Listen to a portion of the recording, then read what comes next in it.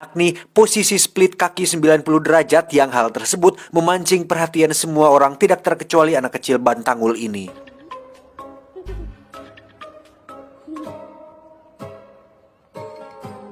Saat itulah muncul seorang pria paruh baya yang sedang dikejar oleh kelompok mafia, di mana mereka tersengaja mendorong jatuh bocah tersebut hingga dia menangis karena es krimnya terinjak. Karena kesal, Wu pun akhirnya turun dari gerakan splitnya, di mana kita semua akan melihat ada sesuatu yang berbeda dengan sepatu yang dia pakai. Entah apa itu, kita akan tahu nanti.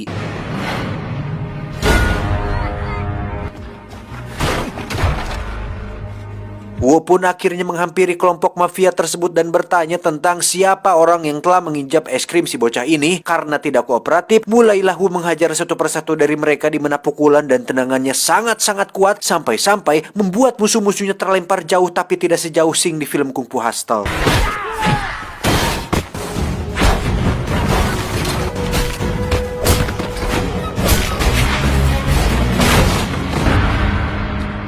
Orang yang Wu selamatkan bernama Ji Sanli, kita panggil saja Pak Lili. Pak Lili ini merupakan orang terkaya di kota, sehingga atas pertolongannya Pak Lili pun memberikan uang tapi langsung ditolak oleh Wu. Ketika Wu kembali ke anak kecil tadi, tiba-tiba muncul beberapa mobil yang mengepungnya yang ternyata itu adalah adik seperguruannya yang bernama Jiang Li. Kita panggil saja Jajang. Ini bebenguknya. Wu pun diajak Jajang ke tempat tinggalnya yang kini dia sudah sukses, di mana Wu langsung menunjukkan abu kremasi guru mereka berdua, yang hal tersebut langsung disambut tangis histeris oleh si Jajang. Sedikit flashback ke masa lalu, mereka berdua ini dulunya adalah murid di sebuah perguruan bela diri paling ternama di Cina, di mana signature jurus dari perguruan tersebut dikenal dengan nama kaki besi alias jurus kaki besi, yang secara harfiah orang yang akan mewarisi jurus tersebut memang benar-benar akan menggunakan sepatu besi di kakinya, yang orang tersebut adalah Wu yang sudah 8 tahun memakai sepatu besi seberat 25 kg.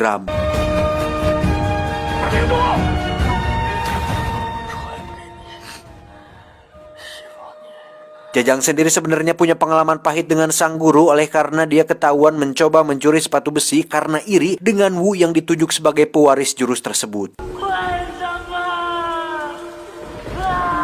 Hari itu juga Wu diajak Jajang ke tempat kerjanya, yang ternyata dia adalah seorang bos sekaligus direktur utama dari sebuah perusahaan jasa pengawalan dan keamanan. Secara kebetulan Jajang kedatangan seorang klien yang kebetulan sedang membutuhkan seorang pengawal, yang orang tersebut ternyata adalah Pak Lili, orang yang sempat diselamatkan oleh Wu tadi siang. Setelah melihat satu persatu kemampuan anak buah Jajang, Pak Lili pun justru menentukan pilihannya kepada Wu yang sedang santai di atas kandang anjing, di mana Jajang segera membujuk Wu untuk terima tawaran ini, karena selain dirinya bisa punya pekerjaan, Wu juga bisa punya wawasan baru dengan menjadi pengawal seseorang paling kaya di kota ini. Di mobil, Pak Lili pun mengungkapkan alasan kenapa dia memilih Wu. Pertama, karena Wu sudah menyelamatkannya. Kedua, dia melihat bahwa Wu adalah orang yang sederhana dan tidak akan neko-neko. Wu pun diajak Pak Lili ke sebuah nightclub untuk menjemput putri sematawayangnya yang akan dijaga oleh Wu, di mana saat teman prianya bertindak rese, Wu pun langsung membereskannya dengan cepat. Dan inilah babangus putri paling kaya di kota ini. Dia bernama Fei Fei, sempat ditawari uang agar Wu melepaskan tugasnya. Wu yang seorang master kungfu berkepribadian kuat pun tentu tidak bisa dirayu oleh uang, sehingga dengan terpaksa Fei Fei harus menerima jika mulai sekarang dia akan terus ditemani oleh Wu sang pengawal berkaki besi. 每天枪林弹雨九死一生，你有几条命陪我玩啊？城里很危险的，回山里吧。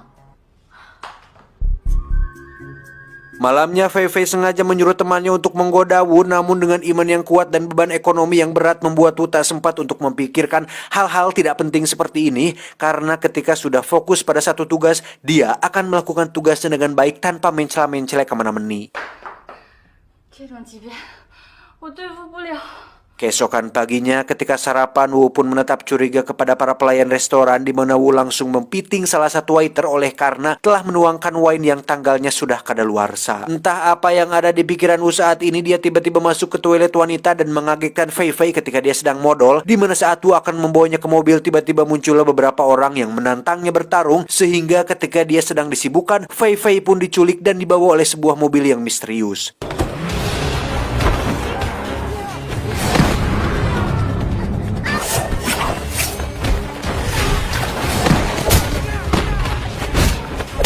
Dari sinilah kita akan mulai takjub kepada Wu ketika dia bisa berlari sangat cepat dan bergerak sangat lincah, yang padahal seperti kita tahu di kakinya terdapat sepatu besi yang ukurannya tidak main-main, pasti berat dan sangat menyulitkan. Dan jika dengan memakai sepatu besi seberat 25 kg saja dia bisa bergerak selincah itu, bagaimana jika dia melepaskannya?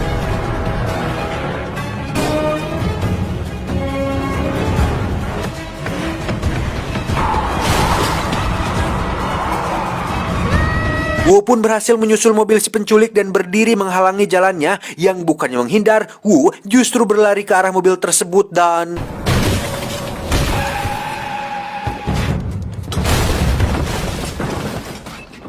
Akhirnya, Wu berhasil menyelamatkan Fei Fei dan membawanya pulang dengan selamat kembali ke rumahnya. Di rumah, Fei Fei berterima kasih atas tindakan heroiknya tadi siang, kemudian bertanya mengenai bagaimana cara Wu bisa mengetahui kalau para pelayan di restoran itu adalah gadungan. Wu menjelaskan bahwa setelah belajar kungfu selama bertahun-tahun, intuisinya pun ikut menajam setajam spider sense, bahasa tubuh, micro expression, fisik, detail-detail kecil mampu teranalisis dengan baik, sehingga Wu bisa langsung mengetahui jika mereka adalah para mafia yang berniat untuk menculik putri paling kaya di kota ini. 装上去挑一件，就当我送给你的。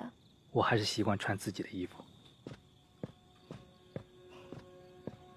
Singkat cerita, Wu pun dipanggil oleh Jajang ke sebuah tempat. Di situ Jajang meminta Wu untuk berhenti bekerja sesuai dari perintah bos besar mereka. Ketika ditanya kenapa, Jajang hanya menjawab, "Lakukan saja, kau tidak akan mengerti." Karena sudah diberi amanah oleh Pak Lili untuk menjaga Fei Fei sebaik mungkin, Wu pun menolak menuruti perintah dari Jajang, yang hal itu membuat Jajang mulai merasakan ada emosi dan kekesalan. Karena sudah kepalang nafsu, Jajang pun mengungkit tentang jurus sepatu besi yang diberikan oleh guru mereka berdua, mengatakan jika mendiang guru telah pilih kasih dan mewariskan jurus kaki besi kepada Wu hanya gara-gara Wu adalah murid kesayangannya.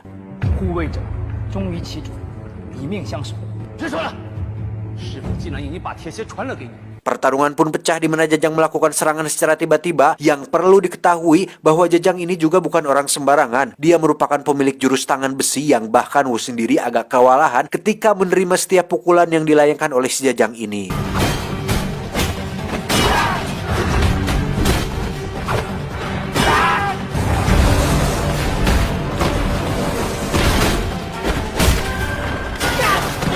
Ketika Wu sudah mengeluarkan tendangannya, di situ kita bisa melihat keringat mengucur dari dahi si Jajang, pertanda dia merasakan takut akan jurus kaki besi yang melegenda itu. Sehingga karena terlanjur malu, Jajang pun memutuskan tali persaudaraan mereka dan tak akan pernah membantu apa-apa lagi jika Wu mengalami kesulitan.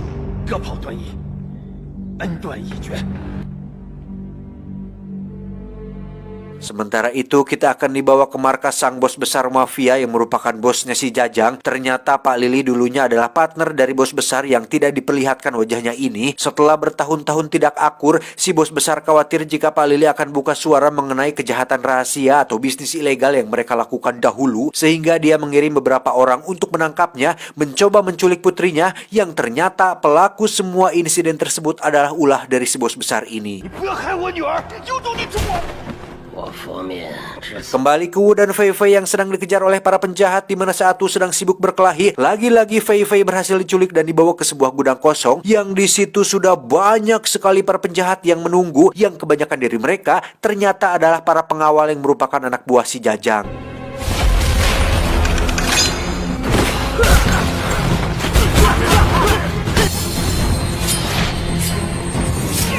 Meskipun memiliki jurus kaki besi dengan sepatu besi di kakinya, Wu tetap saja kewalahan jika harus menghadapi mereka semua sekaligus. Apalagi para penjahat yang dikirim kali ini bukan penjahat sembarangan, melainkan para pendekar yang memiliki keahlian masing-masing, sehingga cukup sukar bagi Wu untuk bisa mengalahkan mereka semua sekaligus.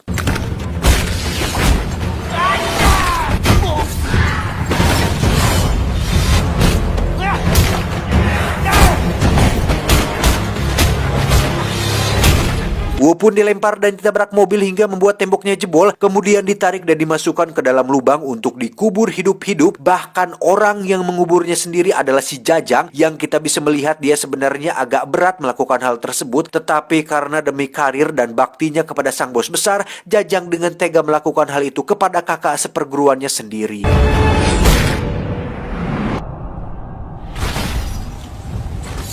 Dengan kekuatan air hujan yang membuat tanahnya menjadi lembek, Wu pun bangkit dari kubur dan berteriak mengarah ke langit, pertanda dia sudah sangat kecewa kepada adik seperguruannya yang tega berniat membunuh saudaranya sendiri.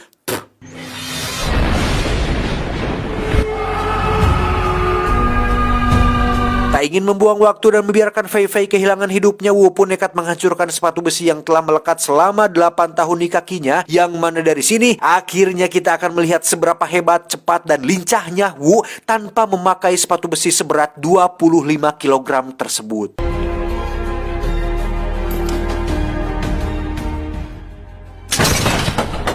Dengan mengenakan jas rapi punya Pak Lili, juga kacamata yang dibeli dari pasar Cikurubuk, Wu pun berjalan dengan pededednya dengan gerakan yang di slow motion, yang pada saat bersamaan atau pada saat sudah berada di markas si Jajang, Wu langsung disambut oleh ratusan anak buah Jajang yang siap untuk menghajarnya ramai-ramai.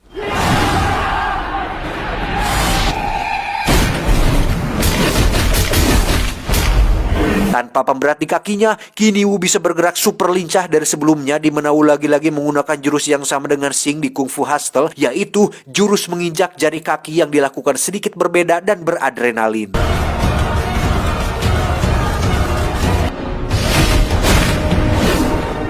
Pasukan yang terus bermunculan tetap tak mampu menumbangkan seorang Wu, bahkan tameng sekalipun langsung dibuat penyo karena saking keras dan kuatnya cokor si Wu ini.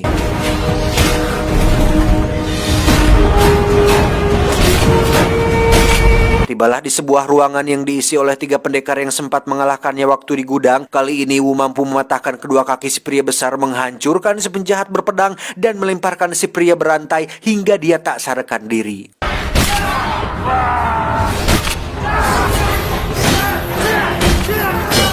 Tibalah di ruangan utama sang bos besar yang di situ ada semua orang termasuk Jajang. Melihat bebenguk sang bos besar, Wu pun langsung menunjukkan tanda lahir di tangan kirinya, yang hal tersebut langsung membuat si bos besar terkejut karena ternyata Wu adalah anak kandung si bos besar yang sempat dibuangnya waktu masih kecil.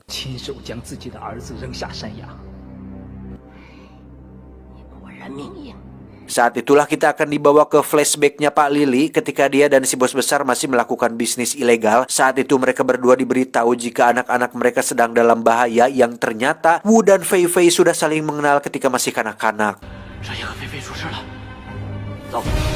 Ketika itu ada seekor serigala yang hampir menerkam mereka berdua, di mana si bos besar alias ayahnya Wu melihat dengan mata kepalanya sendiri ketika tatapan Wu kecil mampu menakuti seekor serigala yang beringas. Setelah kejadian itu, para ahli tabib dan dukun sakti mengatakan jika Wu anaknya memiliki aliran qi yang sangat tinggi hingga mampu menyerap energi orang-orang yang ada di sekitarnya.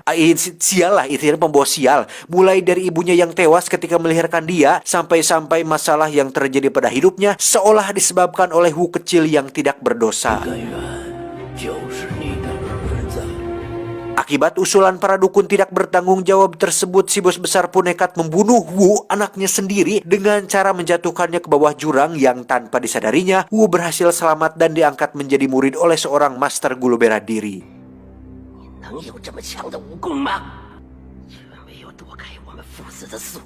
Kembali ke situasi sekarang, di mana saat Wu akan ditembak, Jajang dengan cepat mencegahnya, bukan karena sudah berubah atau ingin menyelamatkannya, tetapi lebih ke tidak terima jika dia mati sebelum bisa bertarung dengannya. Karena saat ini Jajang sudah mengenakan sebuah iron gauntlet atau sarung tangan besi sesuai dengan jurus yang dikuasainya, yaitu jurus tangan besi.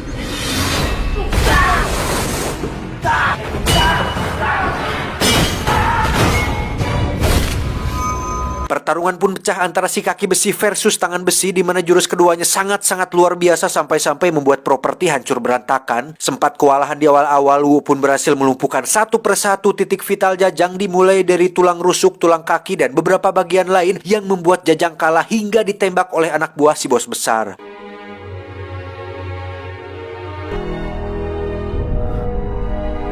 Tak lama setelah itu, anak buah pun menembak Wu tepat di dada sebelah kiri yang sudah pasti mengenai jantungnya. Namun tiba-tiba